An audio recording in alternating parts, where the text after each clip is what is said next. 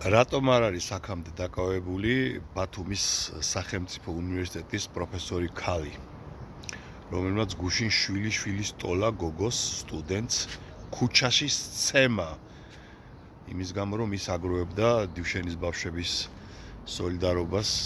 სოლიდარობაზე პეტიციაზე ხელმოწერებს. ქუჩაში ქალბა სცემა ვიდეო კადრები გავცელდა, ყველამ ნახა ტელევიზიით. სად არის რეაქცია? ანუ სისხლის სამართლის დანაშაული ჩაიდინა ქალმა, დედამ, ბებიამ. ხო ჩაიდინა სისხლის სამართლის დანაშაული. ზია მაღლობელი რაზეც ციხეში მეორე წელია უკვე. რომ პოლიციელს აარტყა. იმ პოლიციელს, რომელმაც მანამდე დედააგინა ჩაიფსასო უთხრა, არ გაუშვადო ხელბორკილებს შეკრულს. წყალი არ დაალევინოთ და ამ შემდეგ შეურაცხყოფები მიაყენა. აი ამ შემთხვევაში რა ხდება, კოცებო? პროფესორი ქალი შვილიშვილის ტოლა სტუდენტს როსცემს შუა ქუჩაში, შუა ბათუმში. არაფრის გამო უბრალოდ პეტიციაზე ხელმოწერებს აგროვებდა ბავშვი. ეს თელმა საქართველომ ნახა. ფაქტის სახეზეა, რატო არ აპატიმრებთ? სად არის თქვენი კანონი და სამართალი, ქალო?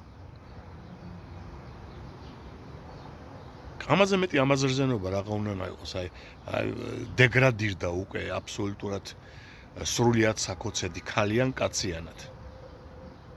და თქვენ ხმას არიღებთ. იგივე ქოცო ქალებო და კაცებო. რატო არ აპროტესტებთ ამას? თქვენი შვილი რომ სცემოს ასე ვინმე რომელიმე პროფესორმა შუა ქუჩაში ან თუნდაც აუდიტორიაში. ამაზე როგორ ახართ? თუ ეგ მოსულა თქვენში უნდა სცემოს პროფესორმა შვილიშვილის ტოლა სტუდენტი? ბიჭო, ეს არის ადამიანის სახე დაკარგეთ, მაგას ვლაპარაკობ მეც კი არაფერს. აი დეგრადირდით, პირუტყვების დონეს ჩამოწდით უკვე. მე კი არ უნდა ვლაპარაკობდი ამას.